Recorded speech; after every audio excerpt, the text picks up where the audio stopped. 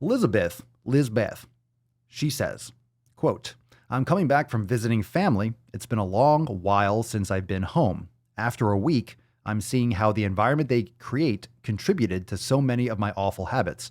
I didn't know better because no one had modeled it for me growing up. They ate out almost every day. They used any excuse to reward themselves with food, usually cake or ice cream. The cupboards are stocked with nothing but crap. They actually laughed at me for taking some weights and bands with me to work out while they sat on their ass. They also insulted me for making my own food because I refused to eat the utter garbage they ordered from fast food joints. The thing that struck me the most was one breakfast midweek. They had multiple packages of these where they'd load with high-calorie toppings. Some of them had more than one of them. Oh, there's a picture involved. Some of them had more than one of them, making their breakfast alone be a day's worth of calories for me. Such a reminder of Pillar 1 and what an impact our environment has.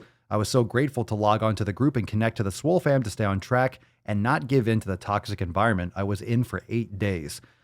Oh my God. So here's, if you're just listening, there's a little picture attached at the bottom. It says Whole Foods Market, cream biscuits, 4 count.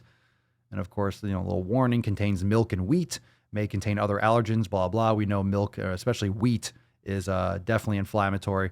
So yeah, I mean, I'll drop some gorillas. The Swole fam's got your back, Elizabeth. Make sure you drop a comment. This is from the private Facebook group, but man, that's that's huge. It all comes down to the 7 pillars, like Elizabeth was saying. Your community, your environment is so important. And it's nice to get that perspective too, though.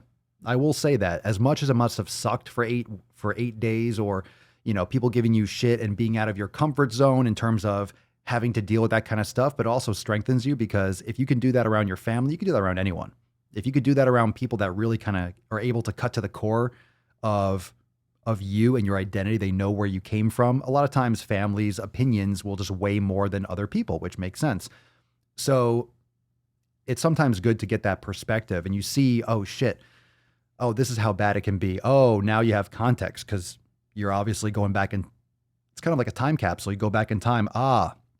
If I rewind, now I get why I might have had problems, or now I get why, I didn't have the right mindset with nutrition. Look at how I grew up. Look at who taught me. And think about that. For those of you that have kids, understand that is so important. It doesn't mean that you teaching your kids and leading by example. It doesn't mean you're going to be a perfect parent. What does that even mean?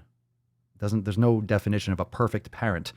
But if you're leading with good intent and you're teaching good habits, you are going to teach your children.